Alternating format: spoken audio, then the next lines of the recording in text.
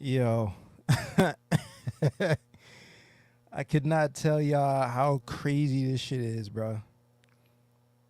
So I just did pretty much a whole episode with no audio.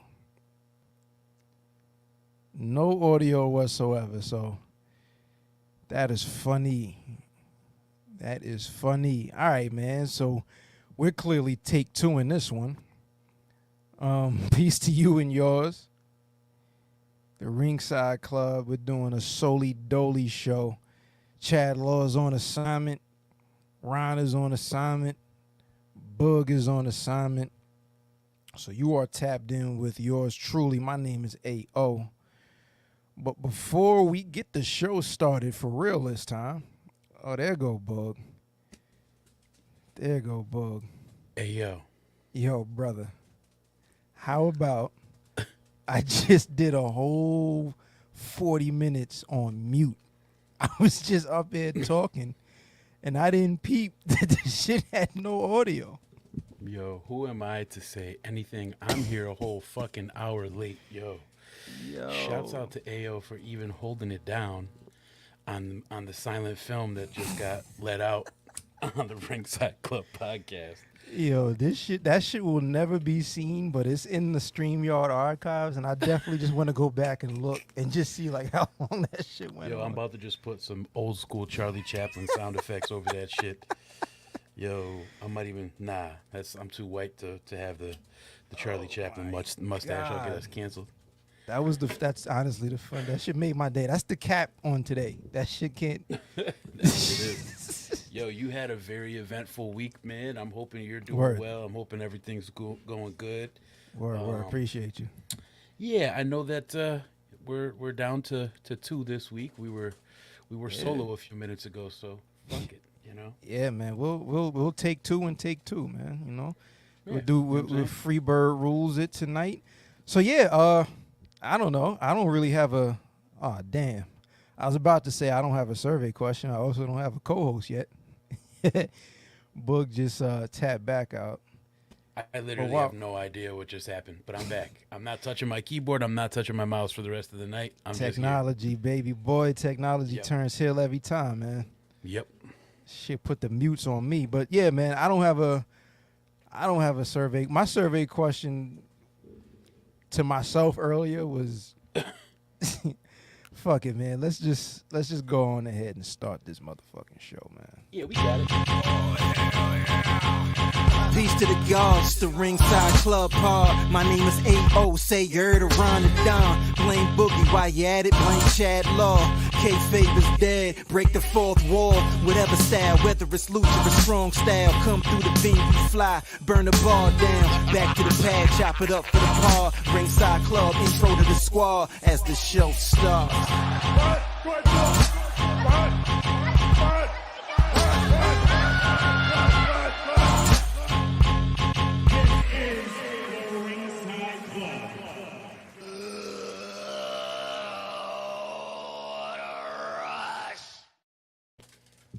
Peace to the gods. Here. And of course, peace to the earths. We are in the building, man. Tag teaming it up. This is the producers episode. It's just Boog and I chilling tonight with all you fine, beautiful people.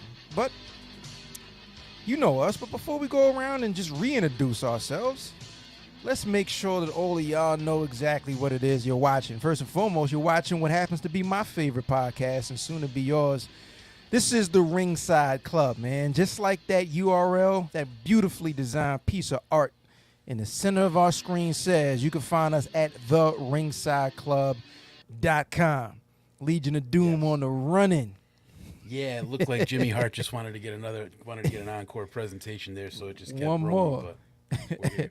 Shouts to Jimmy Hart, man. Hell of a composer. Him and you know what'd be interesting? Like the Mount Rushmore of wrestling theme song makers. Like Jimmy Hart's right there.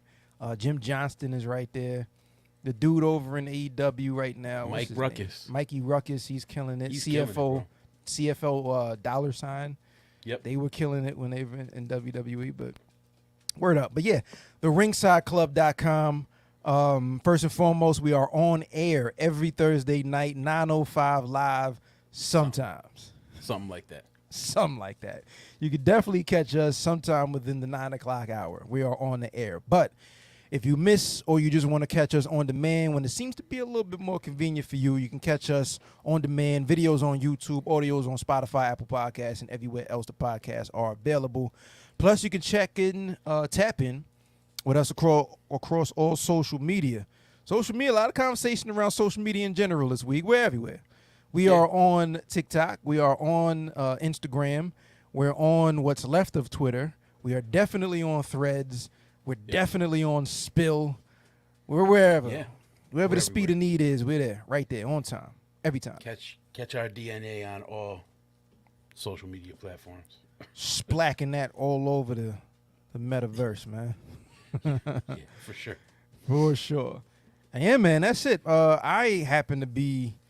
I'm happy you're here, bud, because I just needed somebody to tell me congratulations for becoming the brand new and two-time RSC PPV. I don't have any music for you, but I'll clap it up for you. It's I remember when we didn't think you were ever going to win one. So the fact that you won your second one is fantastic.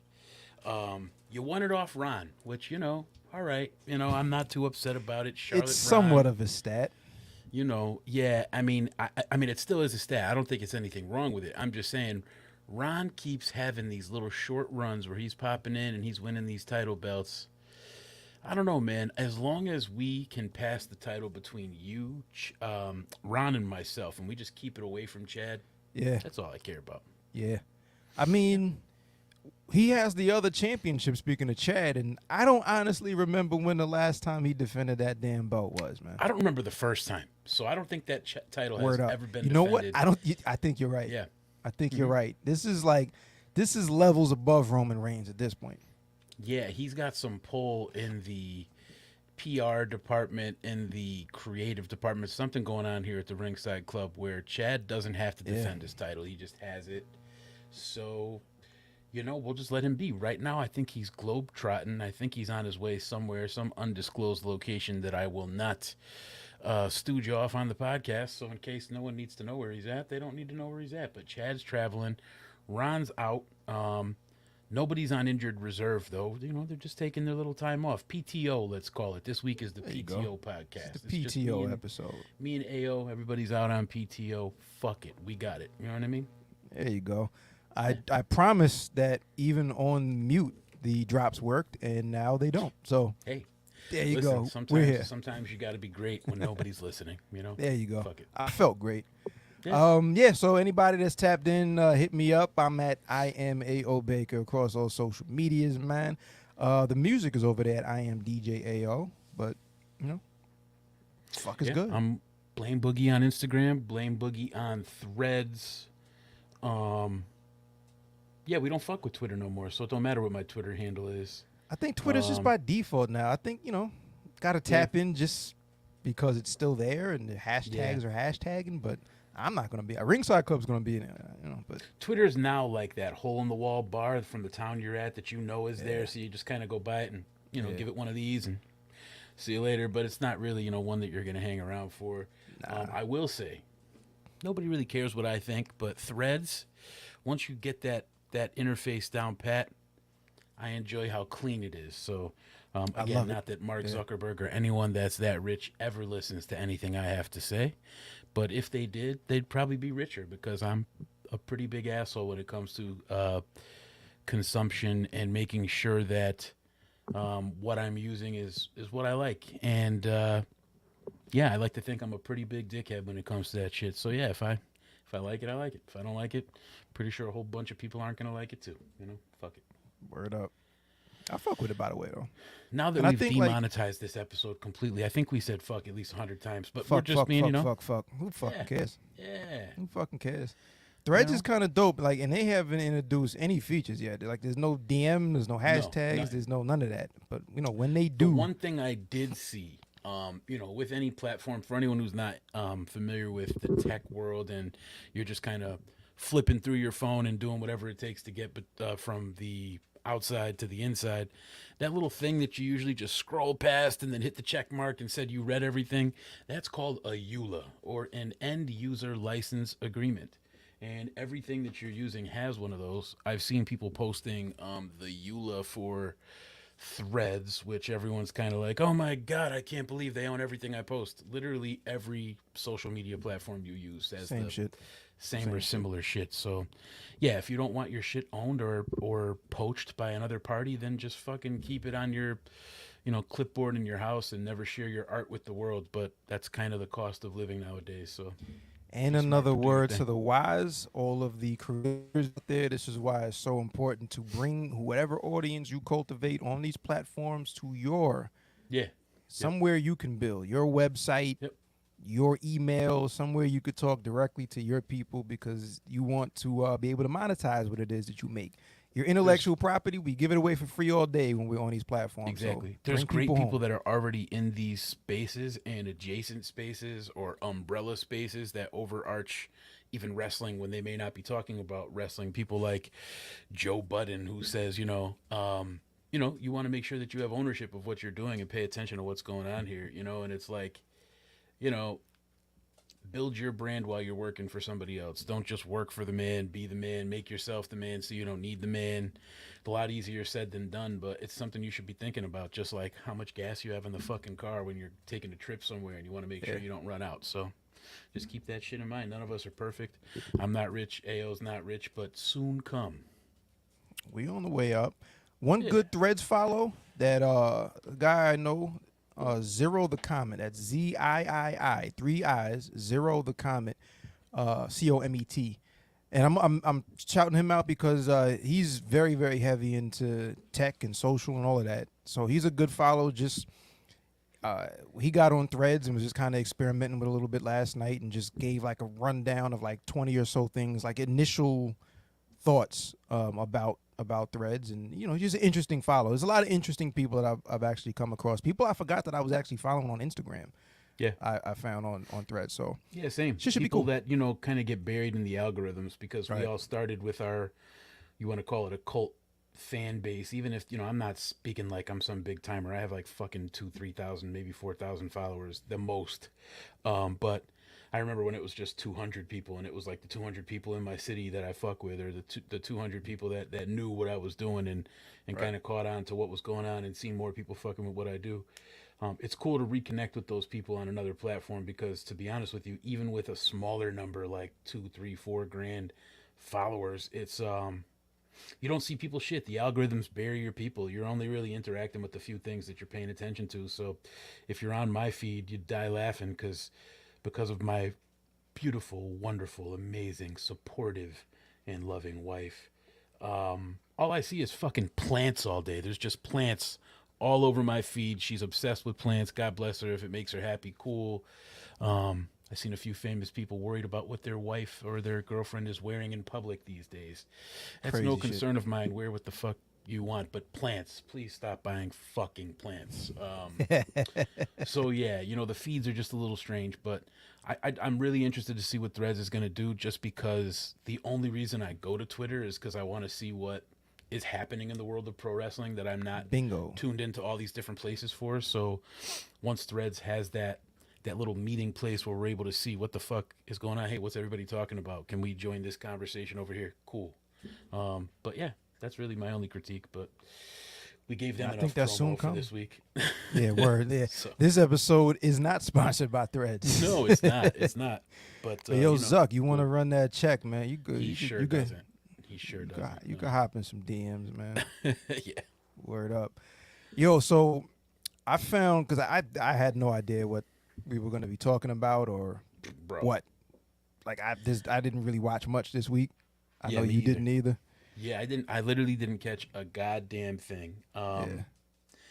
I had a really busy week on top of the fact that I pretty much hate every professional cable outlet or streaming platform for not having ideal packages available for people who just want to see like 2-3 channels like me. 2-3 things. Yeah. I'm not spending $40 on I'm sorry, WWE and AEW, but I'm not spending $40 a month just to watch Fox, USA, and TNT and TBS. Like, okay, yeah, if you figure that's $10 a channel a month, cool. But even the amount of time I'm watching it, I don't even think it's worth $10 a month. So, like, I don't know. And it's weird because, we consume shit all the time. So I have no problem spending $40 or $50 on my family's lunch at Chick-fil-A, but I'm somehow legitimizing the fact that I can't spend $10 on a cable network or a streaming platform a month. So I don't know. It is what it is. But yeah, just because some new shit happened with the streaming stuff that I was using, I haven't really been tapped in live with the weekly programming as much as I'd like to be. So yeah, my input this week is minimal as far as storylines, what's been going on, this, that, and the third. But yeah, things we haven't talked about since the last pay-per-view. We haven't really met in a little bit, so we could definitely catch up on some of the topics we are tapped into. Our boy Eddie Kingston, Willow losing her title. We could run down a list of little highlights that we do know for sure happened, but just specifically like the MJF and Adam Cole thing. I see everybody's talking about it. I have no fucking clue what happened. I got to tap in. So I pulled up some random shit. So there's a website called tjrwrestling.net that that is. Yeah, I have no idea other than whatever page I got open right now. They got some shit called like the on this date such and such happened or whatever. Yeah. So today's July 6th. I pulled up July 6th and July 7th. July 6th was, you remember that Canadian Stampede in your house? Yes. With the Hart Foundation and the 5-on-5, Steve Austin, Ken Shamrock, Goldust, and the LOD. I sure do. Yep. Yeah. The rest British of this card is nuts. This was the Godwins versus the Blackjacks, Mankind versus Hunter Hearst Helmsley, not Triple H. That was this guy, like the American Blue Blood, the Curtsies, the dainty joint. I think Sable might have still been his valet at the time. Listen, as somebody who when did I shave my head? I forgot. I cut the ponytail off a couple months back. As somebody who hasn't had to do that in a while and just never really wanted to, I just did it because I was bored with my hair. I did realize pulling my hair back from into this one spot all the time, you get, not the full-on Busta Rhymes scalp situation, but, I had my hair's a little light in that one spot. So I say that to say, Chad's not here, so I'm not pausing a fucking thing. I'm a married man. I'm a heterosexual man. I don't give a shit, and I'm an ally to that community, so fuck it, right?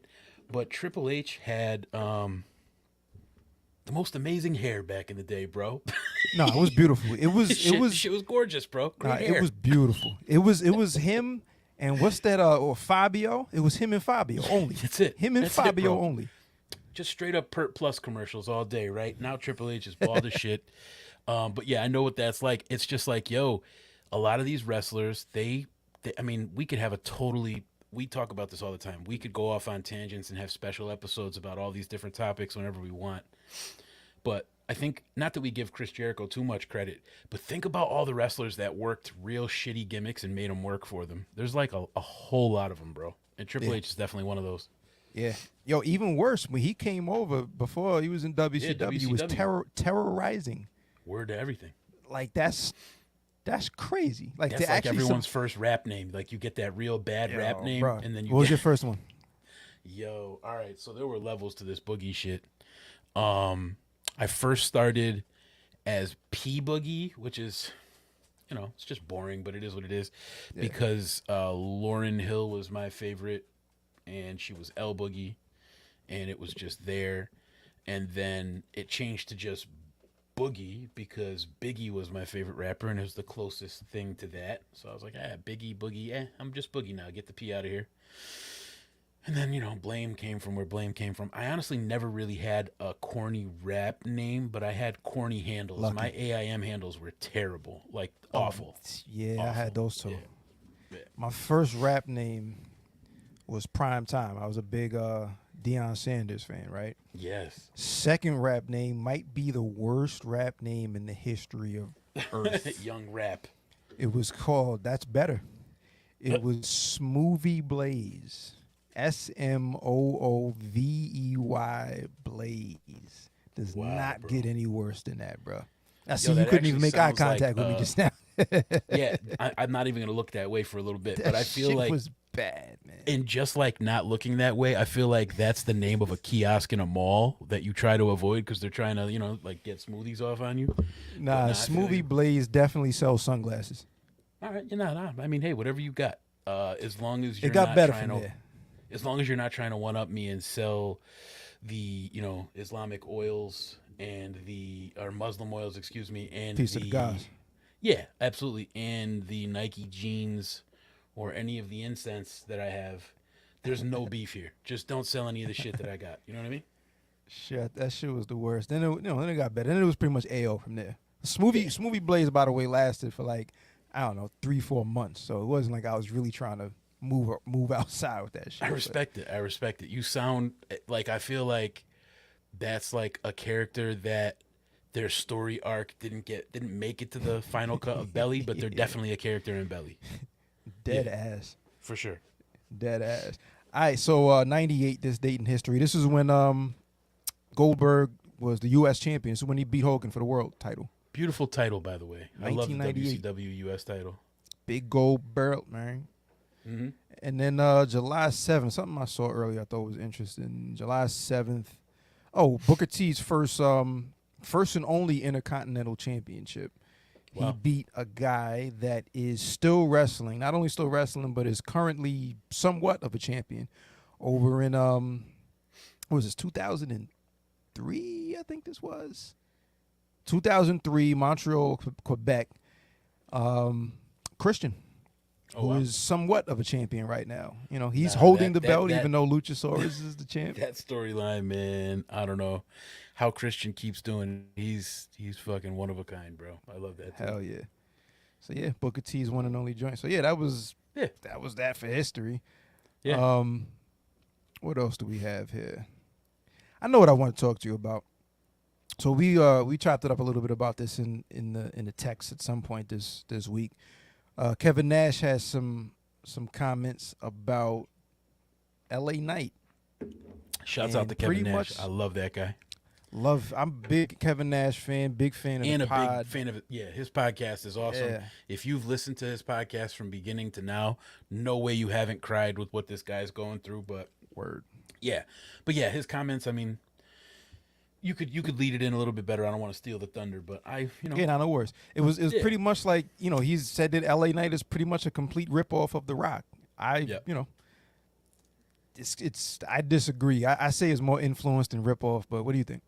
I would take the word complete and rip off out, and I would put pays generous homage to in there. Very You know what I'm generous. saying? Yeah. Because LA Knight is very clearly not Samoan. He's also very clearly not trying to do exactly what The Rock did.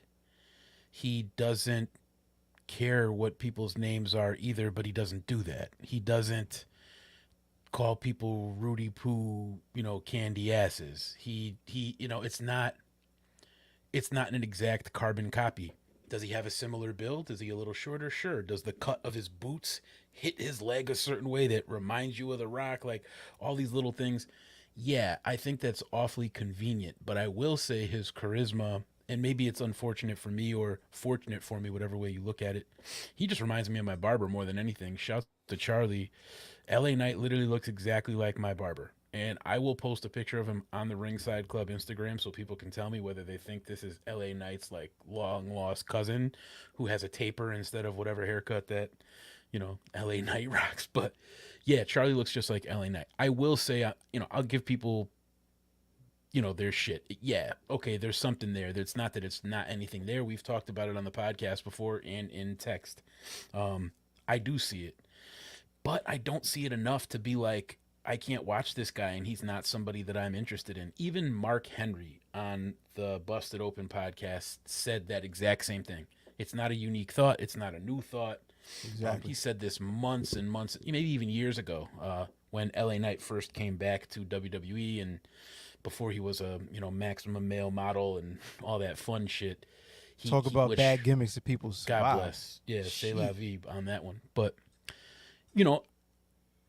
he's entertaining, bro. And I will say that because I come from the world of hip hop and I see a lot of homage being paid. I also see a lot of blatant stealing. This don't feel like blatant stealing. You know, it feels like you could tell who his influences were. You could tell what he's into, and you could tell what he wants to do to get over with the people. And if you can look at the way he's done that now, I truly believe you should congratulate him more than 100%. be like, yo, what are you doing? And you know, who far be it from me to tell a legend like Kevin Nash what to say, think, or do. I truly don't believe Kevin Nash, knowing his personality from being a listener of the podcast, being a fan of it. He is a very interesting, humored man. His humor is not like everyone's. And there's a lot of times when he'll be saying shit on the podcast that I'm sure goes over people's heads, or it's not something that's really that funny. He's also in his 60s. My dad was 50 when he had me. A lot of my humor comes from way back in that generation where some of these weird references that most people won't get, or even something obscure for most people like Norm Macdonald, who's a hilarious comic who now passed away. Yeah. Rest in peace. But fucking hysterical. You know what I'm saying? So Big Kev is often misunderstood. I think when you use strong words like that, there's not much to misunderstand there. So I think, you know, when we hear another episode, he's going to hear just like every time there's a popular topic on his podcast and shit like that. Not that he's going to walk it back, but he'll probably address it. And we'll hear more of how he feels, I think, then. But to me, what he said wasn't even necessarily that offensive. If that's what you think it is, that's what you think it is. I enjoy LA Knight. I was not a fan at first. I enjoy him now. That's my thoughts on it. I think I'm spot on. I agree the same. Like I think like, and even like the offensive part, I don't even think it's offensive. I think it's literally an opinion. You know what I'm saying? I think that Kevin Nash had an opinion. That's what he thought. It's a who think knows piece. how. Yeah, I don't know how much of anything he actually consumes to be able to say, oh, I get it. You know what I mean? But he's also a guy that was around the rock. You know, not a lot, but he was around the rock. You know what I'm saying? So the other part is like there's the Rock and then there's Steve Austin. If you look at Steve Austin and the Rock, if they had a baby, it's LA Knight. And LA Knight has said this. He said like these are my two favorite guys. This is, you know, part of the main reasons why I was interested in pro wrestling in the first place. And yeah, I'm influenced. Like if you ask LA Knight right now in any interview, he'll tell you the same thing that everybody is talking about. Yeah, I'm obviously influenced by them. The Rock had that like charisma where if you're walking by me and I'm the Rock, I'm going to smoothly follow you like this. Right. If you're Stone Cold Steve Austin or if I'm Stone Cold Steve Austin and you walk by me, I'm snapping my head real quick and I'm paying attention to what's going on. There's the marriage of those two things. And if you ever look at the way LA Knight uses his eyes and stares at things and stares off into things, you can see he's been really studying both of those guys because you could see that in there. So to call back to that, there's definitely that influence. But I think like at the end of the day, first of all, like there's so many people in wrestling that we consider to be all-time greats that were clearly influenced, or you could say bit a little bit from people before them, like Ric Flair. Nature Boy Ric Flair is Nature Boy Buddy Rogers. You know what I'm saying? But everybody gives Ric Flair his props, right? Look, we were just talking about superstar Billy Graham a couple episodes ago. Rest in peace. Look at how many people. Hogan got his shit from him. Jesse the Body Ventura. Don Callis. Yo, Chad is wilding. Yo, bro. How is he not here? And his contribution to this podcast is a pause-worthy moment. Wow. And I don't even pause, but this is blatant here, folks. I mean, dog, the fact that that's in text is crazy. I don't like next to his picture. He sanctioned this. That's crazy. Yo, he deserves Peace it. to Chad Law. Somewhere on assignment, but still tapped in. Jesus Christ. Chad Law's on apparently JetBlue per Twitter on his way somewhere. I don't know where, but he's thinking about you, Don. So shouts out to Don. Yeah, here's to you, Callis. Jesus Christ. Shit. It's hard to go on from there. Back to LA Knight. Everybody's influenced by everybody. Like you just mentioned The Rock. Like I read something that The Rock got Rudy Poo from a dude named Iceman King Parsons. Like he was a wrestler back in the 80s. Not super long ago, but he was wrestling, I think, 70s, 80s. I mean, where'd you get your brony from? You know what I'm saying? Exactly. That's all backstage talk from wrestling. Right? Carney Look at Punk. talk. Punk got the GTS from Kenta. Brian Danielson got that Busaiku knee from Kenta, and Kenta's still active. Pause right here. You got to pause real quick. Word. You can't mention Kenta and not segue into this topic. Was that Eddie? Yeah.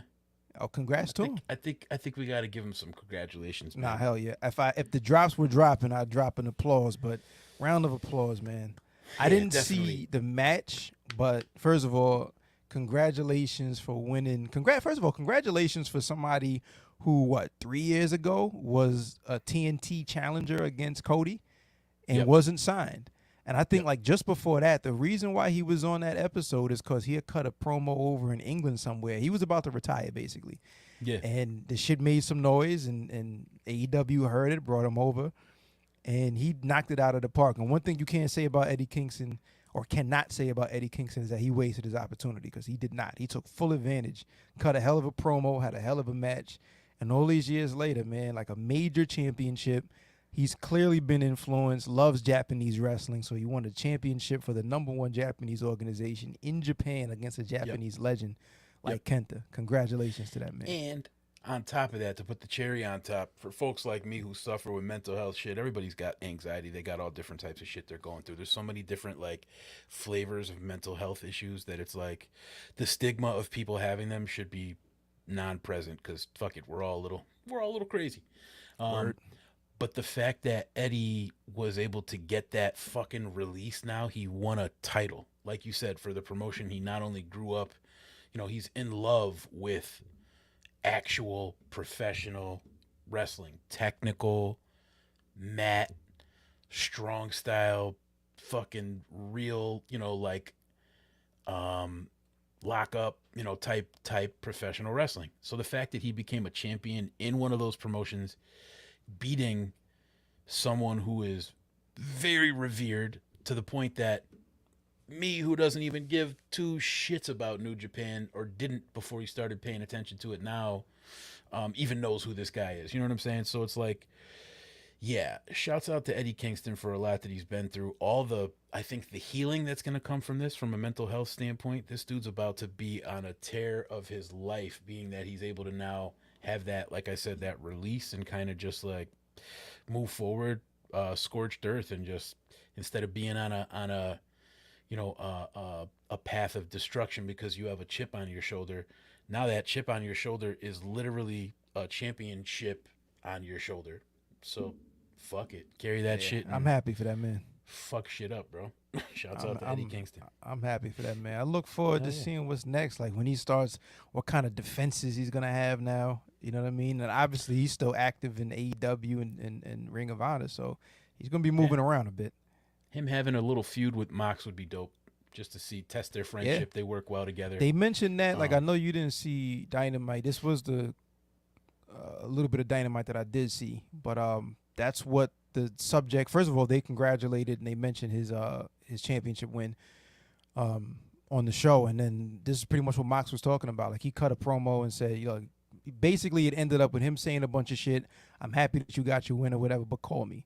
So it looks like what's going to be happening at some point. The two of them are going to butt heads, and that's going to be a hell of a thing. It could even be over that open weight championship, that New Japan championship. Who knows where it could be? You know what I'm saying? Yeah, man. Last time he was in a championship match, he was going up against Claudio Castagnoli in Ring of Honor, and he lost that. That was WrestleMania weekend, Supercard of Honor, I think. So now he's a champion. So I see three things happening, 3 possible outcomes, maybe even 4. But nah, it's actually 3. He goes on a run where he's going to have more title opportunities, not just defenses of his own title, but opportunities for other titles. And he's either going to pull a good old Kenny Omega and clean up and start collecting some titles, carrying them around, old FTR, in recent history, calling upon these guys and, all the belts that they carry. He's going to start carrying a few around with him. Maybe even Claudio's ROH title. Be pretty dope for him to have an ROH title and a New Japan title at the same time. I think that would be super fire. But yeah, we're either going to see that, or we're going to see him go on a run of just, really good matches, get his dream shit out there, because now he's got a spotlight on himself. He could do things. He has more leverage than he had before. Or they're going to completely fuck the bag up. And Eddie Kingston's not going to go anywhere, and it's going to be unfortunate. And I hope it's not the last one because we all love him. And, you know, whether we joke about him being sponsored by like Fubu and Nietzsche and all these other brands that we all grew up to love and Gerbeau jeans and shit. Behind all that and with all that, you know, a great character needed in professional wrestling and definitely has carved his own path. So if you don't fuck with Eddie Kingston, cool. You have your own, you know, ideas about shit. But if you grew up in the East Coast and you were influenced by anything that we were all influenced by from our era, you kind of got to love Eddie Kingston. And I do. So shouts out to Eddie Kingston. Eddie Kingston still listens to Smoothie Blaze, so peace to him. Yo, Eddie Kingston, yo, word to everything, yo. I mean, this is complete speculation, but I heard that Eddie Kingston was the only feature Smoothie Blaze, you know, debut album. So, and he killed it. Yeah, he killed it. The song was called "Cuts in My Eyebrow." Yo, so 3 cuts in your eyebrows, trying to wild out. Yo, yep. speaking of Ring Ring of Honor, Honor, the sick copywriter that he is, he would write a hook in like seconds for that too. Right now, because I gave him the topic. I'm too tapped in. Speaking of Ring of Honor and speaking of Claudio, I just saw across my my feed that Mark Briscoe is the next challenger at the pay-per-view later this month for Claudio's Ring of Honor Championship. Mark Briscoe versus Claudio Castagnoli, man. That's on Death Before Dishonor. What date is that? That's the 20-something. Friday, July 21st. We love both of those guys over here. Hell yeah. Shit. Well, I'm glad to see something happening with Mark Briscoe besides being like a comedy act, because even though he's really good at that, he's also really good at wrestling. So, shit. Let him show all of his strong points, I guess. But yeah, a program between him and Claudio would be good, even if it's just one match. It would be interesting to see what happens. And Tony Khan is wily enough of a booker that he could even win the championship off Claudio if it's a championship match. Like, who the fuck knows? You know, it's something that I would never put past Tony Khan, number one, because of his empathy, compassion, and love for the Briscoe family, but also because he's a crazy fucking wrestling fan, and he's trying to carve out his name in history, too. So he's not just sitting here on autopilot. He's fucking trying to do some dope shit, so we'll see. He's moving. Yeah. He's moving. Yeah, a lot of shit going on, man. What's on your mind, Bug? You know, what's on my mind, man, is, you know, what really grinds my fucking gears, AO, you know what I'm talking about, is, you know, it grinds my fucking gears. No, I think we could kind of tap in and talk about something that we didn't really get to talk about, how you became champion, but we had a pretty good pay-per-view, you know? I think that, we did. Yeah, I think we saw a pretty good pay-per-view. I know it's in the past, and we like to steamroll forward and talk about what's happening now and what hasn't happened yet and all kinds of dumb shit. But I think we could kind of really appreciate what we saw, you know. There was a really interesting Money in the Bank. I don't remember the last time I was this entertained by a Money in the Bank pay-per-view specifically. Right. Not usually one of the pay-per-views that I'm super tapped into. I think it's probably the pandemic that did it to me, though, with the, you know, the whole the match that took place in Titan Tower. That was probably where it was hell just I forgot about that. Was fire. That's the one that Otis won, right? Yep, that was that year. And then Asuka, I believe, won the women's that year. Or I could be wrong. I don't remember. I don't remember. I don't remember who. I remember Otis. They were outside on like the type of the production truck or some shit. Hell like that. Yeah, they were out on top of the building and doing all type of crazy shit. But yeah, I wish I was there while they were filming. You know, of course, me being the stand in Connecticut, I should have smelled that there was something going on and drove over. But yeah, you know, as much as I shit on WWE and some of their decisions, I haven't had to do that in a really long time. They're putting out pretty solid product. So shouts out to them. Even crazy old man who's back. but yeah, I guess there's a lot of good stuff going on. What's on my mind, man? You know, like I said, that the pay-per-view was dope.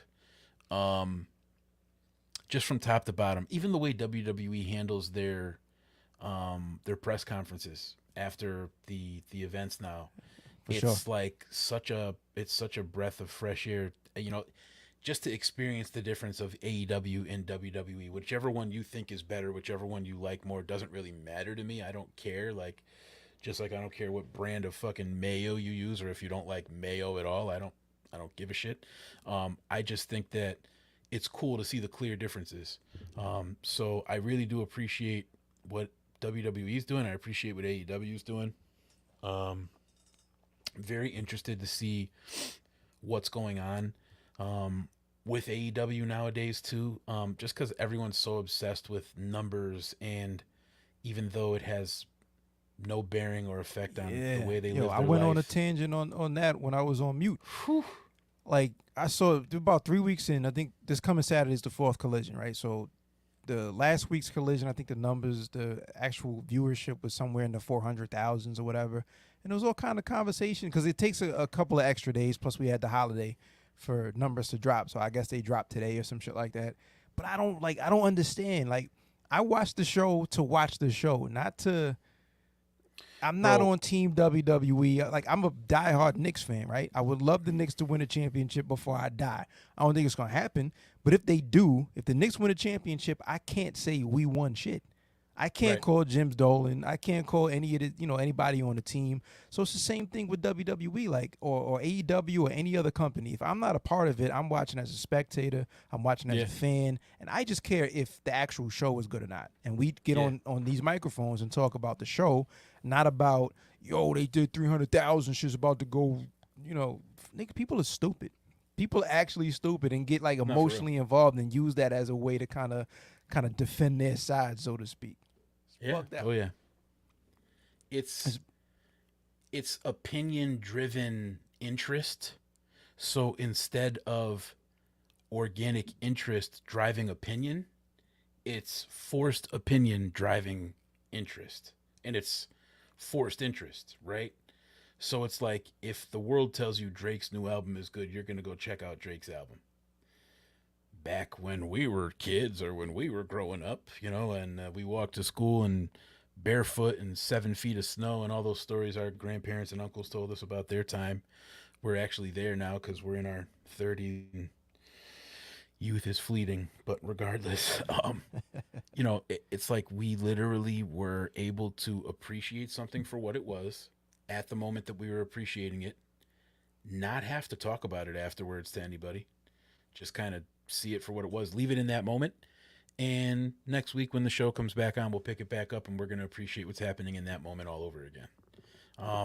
I think I'm really guilty of it. I know anyone who's busy has to be guilty of it. If you're a parent, no matter what it is, if you're on autopilot at all in your life, you probably have trouble appreciating the moments as they're coming and passing, because you have so much you have to get done or something that you're going to do. But when we were younger, regardless of what your stance is on the religion, politics, whatever the fuck's going on, there's one thing you could agree. When you were younger, it seemed like time was limitless because you weren't bound by these structures that we have in our adult life that make us have deadlines or things that we're responsible to, or the schedules that we live where we're regimented to this fucking whatever your schedule is every day or every week. So it's just totally different. But when it's so scheduled now, I would think that we would appreciate having this time off, whatever it is, an hour a week, 2 hours a week, 3 hours a week, 6 hours a week, however many hours wrestling is on now, and just really kick back and enjoy it. I comment on things that I wish were better, just like if I went to a restaurant and I wish they put a little bit more salt in the fucking pasta or some shit. But, with food, you could season it a little bit more if you wanted. I can't season wrestling, I can't make it better. I'm just watching it. So really we can only give our opinion. So it's such a fine line, being a fan of something and having an opinion and a place to really share your thoughts, and cutting yourself off too from being too much of a backseat quarterback or some Monday morning quarterback, whatever it's called, or some shit like that. But backseat driver, excuse me. Yeah, so I don't know, man. I'm kind of torn between also having an opinion, knowing that it's not really meaningful to anyone or anything. It's just my own thought, and appreciating things for what they are. I'm just like somewhere in the middle of that, because I do see room for improvement. But I think with the ratings talk, it's people like this. I don't think there's anything wrong with giving an opinion about something that you saw. Like, we just again, what we do, we watch TV and all right, I like this, I didn't like this, I thought this could be that, blah blah blah. Yeah. But I think the difference is you have people that are they look at a number. They have no idea how this particular business, nor most cases business in general, actually works. But they're giving an opinion based on a number and what they perceive that number to actually mean. And my argument towards that has always been, none of us are actually privy to what Warner Brothers Discovery's metrics for AEW success or lack thereof actually is. So they could be ecstatic. You know what I'm saying? Like, they're looking at a program that's on 8 o'clock on a Saturday night. We're in the summer. We're in the middle of, just came off the Independence Day holiday. That show was taped also on last week, Thursday. So it was a canned show that they played. The Collision? Last week Collision was taped because I think there was a holiday in Canada on Saturday. Yep. So, like, there's so many factors that go in, but none of us actually know what people in the Warner Brothers Discovery offices, they could be ecstatic. 400,000 or whatever on a Saturday night. Shit, that's great. You got people that they get on here and they talk all this gloom and doom shit. The people have been talking to AEW going out of business for 5 years since they started. Yeah. Yep. This is not going to last. Then they got a TV deal. This is not going to last. Then they got another TV show. Then they just released the video game. You know what I'm saying? Like, everything I've seen, I guess the video game is doing good. They're about to sell Wembley fucking Stadium out. It's people that don't know what the numbers actually they just know what's reported by a lot of times people that aren't even really. It's secondhand information that they're getting from, let's say Meltzer, right? Meltzer is not a TV analyst. Meltzer's a wrestling guy, so he's getting his numbers from somebody. So you're getting third-hand information. Like, there's a guy named Brandon Thurston who does WrestleNomics, who does an amazing job because he actually, whatever he studied to get to the point that he can analyze TV, he knows what he's talking about and does a hell of a job. I would look at him, you know what I'm saying? Not anybody else. And then even still, if I bring something that Brandon Thurston said to this show, I can't give an intelligent analysis of that. You know what I mean? Right. Like, people, the bottom line is, like, you got people just don't stay in their lane, is my opinion. You know what I mean? Like, who fucking cares what 400,000, people are watching the show? Did you watch the show or did you not watch the show? The other part is there's mad people that didn't watch the show that have an opinion on some shit they didn't even see. We live in these really strange boxes that we enter and exit with no acknowledgement of entering or exiting that box. And what I mean by that, without Chad being here and thinking I'm talking about fucking, is that, we'll set ourselves to this certain code or conduct while we're in this temporary construct, and then for whatever reason not apply those exact same concepts to something else that we do, but we feel so strongly while we're in this box about this concept that you got to stay 10 toes down on that. It makes absolutely no sense for you to not apply that same concept over here and be just as passionate. Right. So it's really difficult to see people traverse, and it honestly makes me be even more self-centric and, just exploring my mind and my own thoughts and trying to understand how I perceive the world, because I see so many people doing it that it's like, shit, I do this all the time too. So I try to acknowledge when I do it and kind of correct it. But it's like, you can't permiss or deny something here and not do the same thing here when it's all applied concepts. It's all the same thing. So we have a bunch of over opinionated people that will allow something that they fuck with to be that way, but they don't allow something that they don't fuck with to be that way. And it could be applied to both. So I don't know. I think people in general are just full of shit. I think we live in a really strange, hyper, I don't know what the word is, but everything is just happening all at once, and it's happening really fast. It's also because, like, everything is content for everybody. Yeah. Like, we were just talking about threads to open the show. You got people that know what they're saying is going to rile somebody up, so that's why they say it, so they can get the engagement. That's all a lot of this shit is. For sure. People don't really have a place, so instead of being a pitcher, first baseman, second baseman, shortstop, third baseman, catcher, or any of the outfield positions, they're streaking across the field because they need attention somehow. And that's what the world has come to. Word. So, Word. I just killed that analogy, didn't I? That was fire. Great. That was actually really fire. I know I'm high and I drank a little red wine. Actually, I have to say, I don't care if anyone calls me pussy, if this is girl wine, whatever, and this is not an ad. Yo, this shit is fucking. Can you see that? This shit is delicious. Stella? Stella Rosa Black. Okay. It probably doesn't even have much alcohol in it. It's delicious, bro. It just tastes like berries. I could drink the whole bottle. No, don't drink and drive, kids, and don't drink at all. But it's really good. So if you do drink it, and it's great. Yep. Peace to Stella. That's all I got. That's all I got. But yeah, man. I mean, anything else that we're excited about? I mean, I'm really happy for AEW with this Wembley show. Hell yeah. Like that show without any announcements, but think about this is coming up a lot quicker than August is right around the corner. We're already we're already past Independence Day. Plus I think one of the most interesting things about that time is going to be what the card for All In is going to be, and then how quick the turnaround for All Out the very following week is. Yep. And how there has to be all of those storylines have to connect. You can't pay everything off at the first one. You gotta exactly. Almost. I think there's going to be things that happen that happen specifically at All In that books what All Out's card is going to be. Has to. It's almost like, shirts and skins. The first match, what are we going to get? The second match, what are we going to get? Is this storyline ending here, or is it continuing? What's happening? And we'll have to see that as it plays out. You know what I'm happy about? My fault. But I just wanted to mention the fans in England. I'm happy for them. Right, because for so long, there's so many passionate fans over there in England that haven't had these big shows, and they just had a killer Money in the Bank show, and we saw what that audience did, and obviously Wembley coming up. So I'm just happy for the blokes that they get a chance to see not only because there's wrestling all the time, Rev Pro, Progress, there's a bunch of promotions, and there's shows that do happen, but big shows don't. And now we had the O2 sold out and Money in the Bank, and then All In is a big ass, almost 100,000 people going to be in there. Think about it, bro. 100,000 is like Super Bowl, right? That's unfathomable. So think about it, bro. Yeah. To hear that many fans hijack a show, bro, we might not be able to hear fucking Shivani. We don't even know what we're going to get, bro.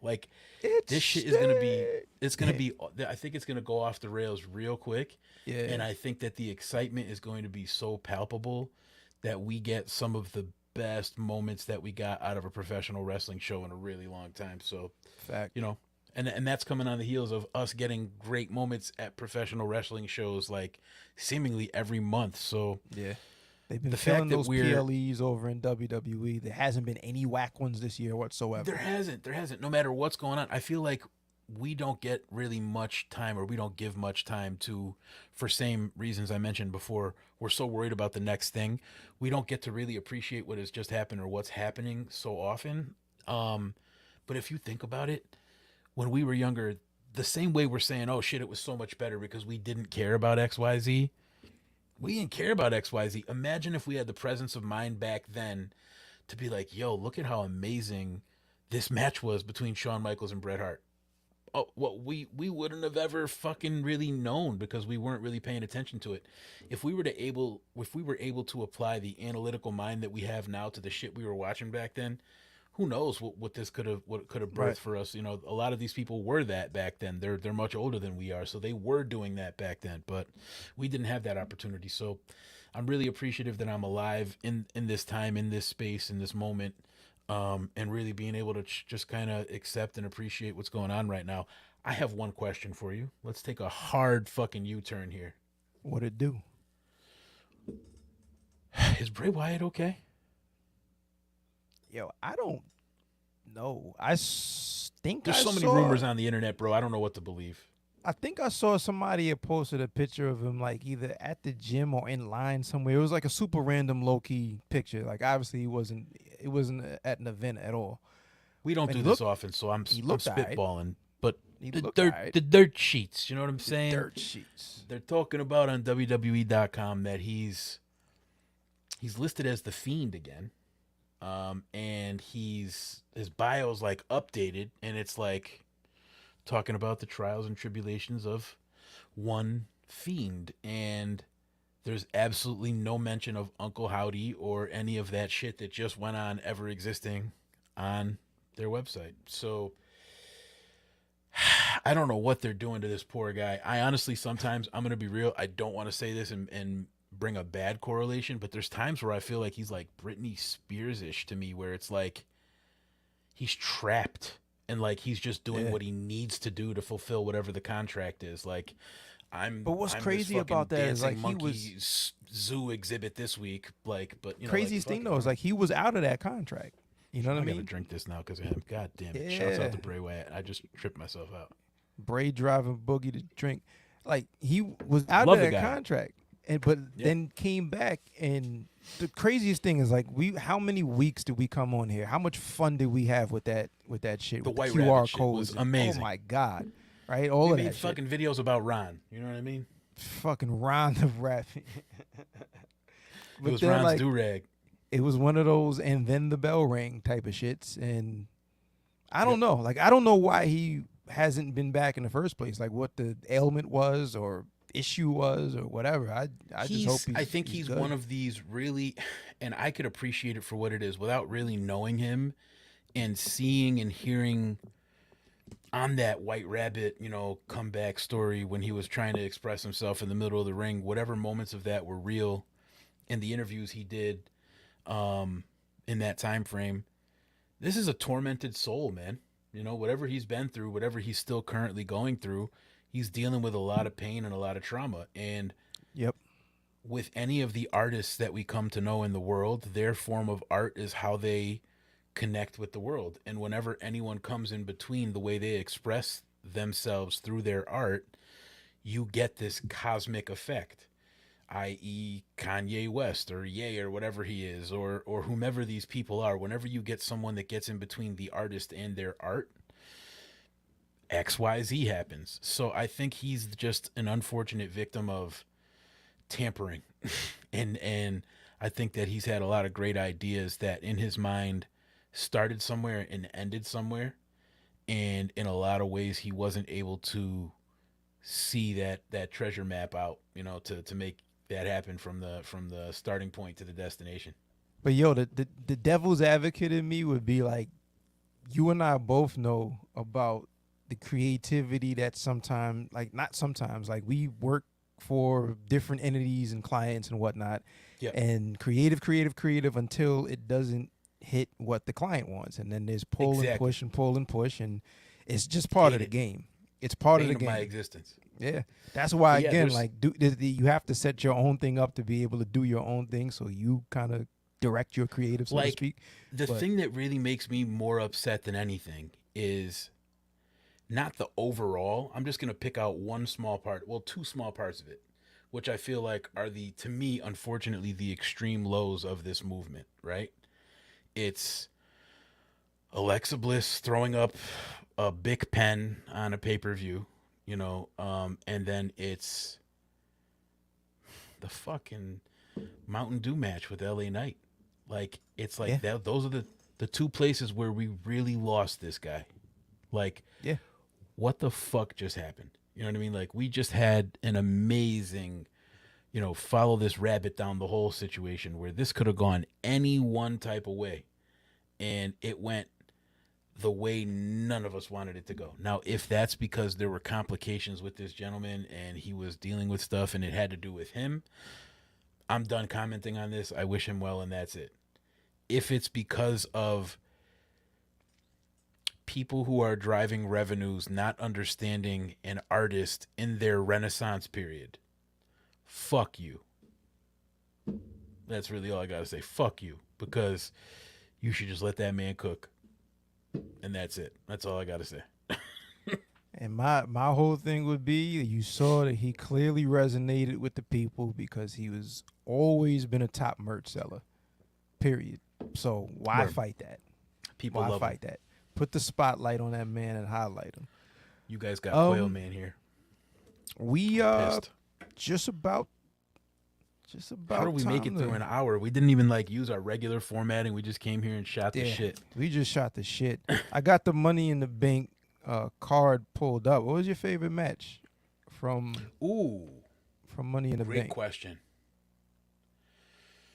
great question. I'm going to retweet or whatever Threads is. I'm gonna rethread the needle here on whatever the fuck Threads is. But no, Hal Haney said this on Twitter, so I will give Twitter they're going out in a blaze of glory moment here.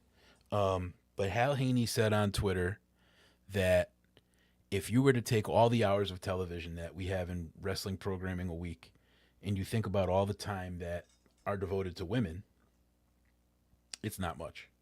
And I think he was specific to AEW programming, not just AEW. And if you took all the time that their matches are on TV, it's about a half hour a week. His idea was, and this is not related to Money in the Bank, but it's going to get me there. His idea was to turn Rampage into an hour-long all-women's show. Fire fucking idea. Put all these women over, really build their storylines, and then bring those programs and those storylines into the shows with the men, where if they're having that small amount of time that they're only being spotlighted there for, make those meaningful moments that pay off from this dedicated show that they already have, that's showing you who and how amazing these fucking women are. Because there's so many good women wrestlers at this point that it's laughable that we're only getting Sky Blue one week, and we're getting this one this week, and we're getting this one. Like, dog, there's some fucking killers out there, bro, and they deserve to have their moment in the light. And ladies, I'm married. I'm not saying this to really impress anybody. I'm just being real. This is how I truly feel. This is what I think. So I say that to say the best match on the pay-per-view for me was the women's Money in the Bank ladder match. And when I saw that match from beginning to end and saw the story that was being told, and Io and Bayley and Becky and what's her name with Trish, Zoe, and all this stuff that was going on during that match. It was a very well put together match. You know, of course, there's things you could say you don't like about anything, but again, we talk about, you know, who cares really? You know, like, you bought your dinner, you know, you ate it, you're gonna eat again tomorrow. Who really cares what you thought about it today? You know, besides you and whoever's in the room with you. So, but yeah, my favorite match would 100% be the women's match. I thought they killed it, and the ending was super dope. And man, that's all I got. Word up. I didn't see the whole card still, so I don't even know. I can't really say. I love the dynamic between Cody and Dom. Like this, the crowd having fun with that shit. Like Dom, again, we talk about the biggest heels in the business right now. Dom fits that. You know what I mean? He's up there with Callis as far as getting the best booze. They just hate him. Booze. Yep. Yeah, exactly. Just walk out. It's like, nah, your presence, man, it's disturbing me. I caught the Bloodline Civil War, I think, with maybe 10 minutes to go, and that was fire from that the 10 minutes that I saw. But yeah, I just in general, like from what I saw. But yeah, I'm gonna have to second you. I was just very, very happy. Even like I picked Io to win. Yep. But I was happy to see Io win because I still think that she's top 3 in the company, period. Insane. You know what I'm saying?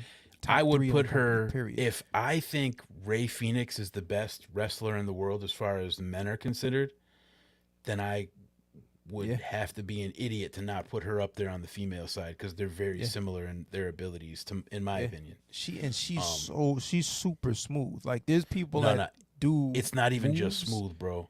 She's so confident. There is when she goes up there, she don't even think about it. Like the smoothness that she has, but the crispness to actually lay some shit in and make it look sharp. Yep. But then, like, the way that she carries herself and there is not a hole in her game is the thing. And then she takes the game that doesn't have a hole in it and elevates it to do some shit. Did it just pop back up? Something showed up and then it went away. Maybe somebody made a comment and they deleted it. I don't even know if that's possible. Man, shouts out to whatever's happening. Shouts to the comment section. Shouts to StreamYard, man. Shouts to us, man. We held the hour down. We did. Ringside Club business, man. Yeah. But yeah, man. I just feel like like Io's killing it. It's the bottom line. She's killing I'd love to see like the Asuka is also one of the top in that company. Like she had that dominant run at NXT. She's the current champ over on SmackDown right now. I just want to see matchups and feuds that pit, greatness versus greatness. And I think that that's the direction that we're going in there. And then speaking of greatness versus greatness, we're getting, Charlotte and Bianca, coming up at some point. So I think is it a triple threat booked? I think I saw rumors for the SummerSlam card, but I don't think it's booked yet. So maybe it's not booked, which I hope it's not, but I can see that shit happening. But anyway, good pay-per-view from what I saw. Happy that London enjoyed it. Shouts to the O2. Shouts to the blokes. Yep. And shouts to us, man. Hour 5 into this bitch, man. Yeah, we did it. And I feel like there's going to be a lot more to talk about. What else do we have? What do we have this week? We got SmackDown. When most people will be seeing this is probably Friday. SmackDown. So SmackDown tonight. We have Rampage Joe tonight. versus Punk 4. Yeah, I'm Samoa really Joe excited versus about CM that. Punk 4. Hell yeah. Yeah, and I like the way the Collision. Owen is shaping up, like on Collision. The Owen, like for the first round, I think I got all of my picks right. But now there's matches where, I can make a pick, but I don't really know. And this is part of that, right? Samoa Joe versus Punk. Yeah. This is like semis, or this is semis. Semis. No, this is semis. Winner goes to the final. Yep. On this side, and then on the other side, I think there's and how Powerhouse does it work? Does Hobbs the winner versus have to Ricky. fight Cole because he was last year's winner? Like, how does that work? Nah, Oh, it doesn't. Yeah, I think they just get that title or that trophy or whatever, and then they just And it's every year. You just drop it and get another one. I don't know if they said there's going to be any stakes this year or not, but we got Powerhouse Hobbs versus Ricky Starks on the other end, so they got that feud back going. But I think that like seeing Samoa Joe versus CM Punk in 2023, excuse me, what is this? 2023? 2023 is insane. You know what I'm saying? Like that shit is fire. Yo, and quiet is kept. Shouts out to both of those guys. Samoa Joe still moves like he's in his 20s, bro.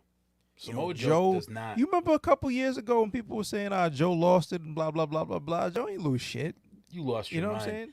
If you saw the exchange on the last pay-per-view between CM Punk and Joe, I don't know. It wasn't that a was pay-per-view. the first was the collision debut. Yeah. Bro, when I was sitting there watching that shit, I said to myself, yo, I would literally pay to watch a one-match pay-per-view between these two guys. That's it, just to watch them fight. Because it was that good of a face-off when they were in the ring.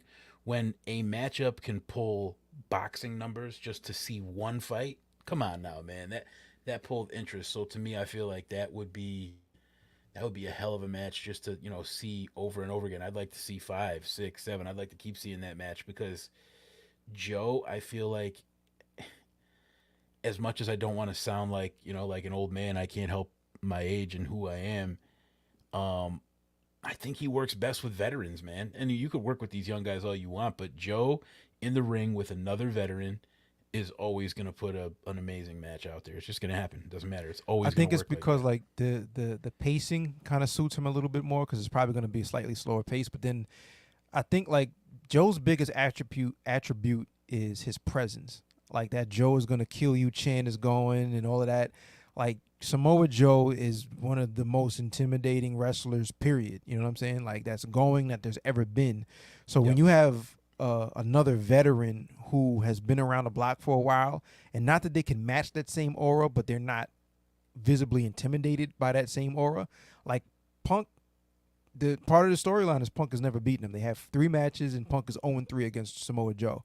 But him going in there isn't like a 105-pound rookie fresh out of school going against Samoa Joe, who we know doesn't have a chance.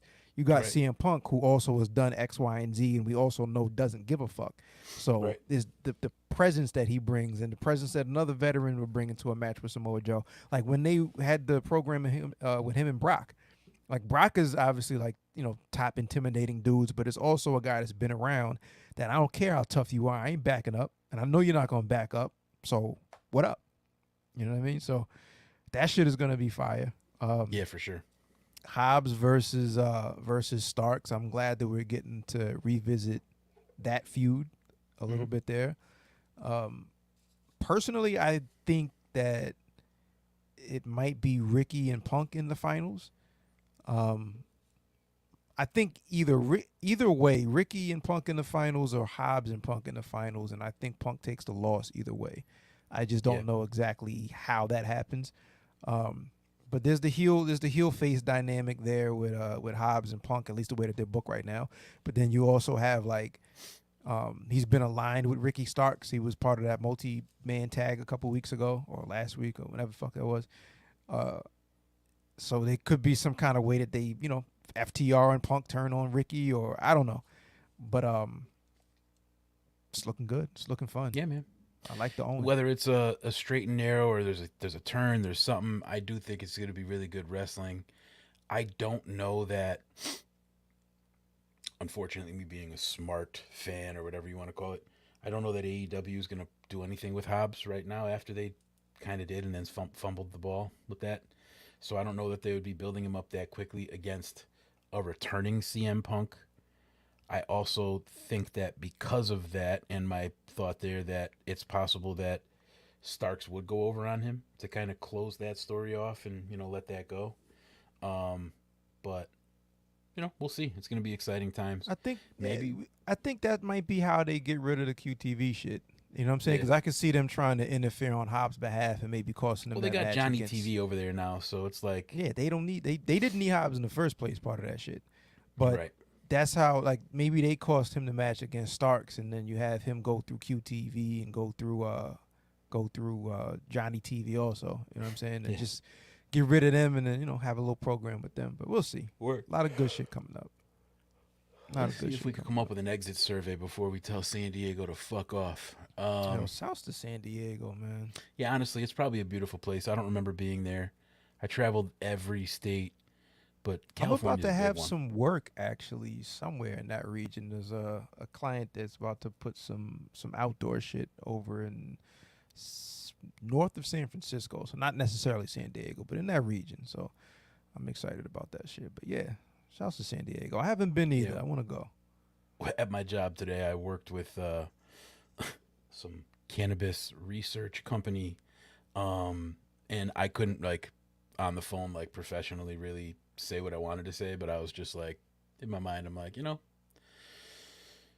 I'll just give up everything and come work for your company. What do you guys want to pay me? It doesn't matter. An ounce a week. What are you paying me here? What do I need? I just felt I turned into Thurgood immediately and was half baked as soon as I was talking to these people. I'm like, this is amazing. But shouts out to the working man who puts in, and woman or whoever you are out there that work for a living. This world sucks, man. The fact that we have to take 40 hours away from the things we really want to do to work for a living is fucked. But if you could somehow make the most of it and make it happen, good for you. My exit survey this week will be an interesting one. All right. If you were to be able to voice your opinion to, let's say, a Brian Meltzer, a Dave Meltzer, a Brian Alvarez, or somebody like that, would you use your Twitter voice or would you use your in-person voice? Oh, for me, of course, I'm talking in person. Of course, because I think everything gets lost. Nobody can get sarcasm or any kind of voice inflection through a tweet. So, I hear you. Let's chop it up and talk, man. I just feel like these guys are so misunderstood, but they're also, I'm not shooting them any bail. They also pour kerosene on all of these situations they know too. What they're doing. Yeah. I feel like they're if I were just to have any to, other content dude that we were talking earlier, except they're established. Yeah. I think I would address them online. I wouldn't even address them in person. They wouldn't get the respect of me actually addressing them in person. I'd do it online. But, for the Ringside Club podcast, this was a good episode. We talked about some shit that we care about. Next week, we should be back to our regular scheduled program. And whatever that means, take it or leave it. But we'll be here at some point on a Thursday night. We know that. And, for Ron, I'll tell you, cop the coffee, cop the merch, cop the hats. For AO, I'll tell you for Chad, I'll tell you to follow everything he does on Twitter. He pretty much makes all his announcements there. And he's got a lot going on, does a lot of shit. He's everywhere. Right now, he's traveling to an undisclosed location. Once again, if you cash at me, I'll tell you exactly where he's at. I'm giving the drop. But I'm selling Chad out short. But yeah, for AO, who can sign himself off. But for myself, man, we appreciate you coming to check us out. We're just some pro wrestling lovers here, and we really care about it, and we give a shit, and we just come and share our opinions, because why the hell not? There's a lot of real corny podcasts out there, so shoot, give you something else to listen to that's not so corny. Yeah, heard. I don't have shit to say, but see y'all motherfuckers next week. It's the Ringside Club. Bye. Peace.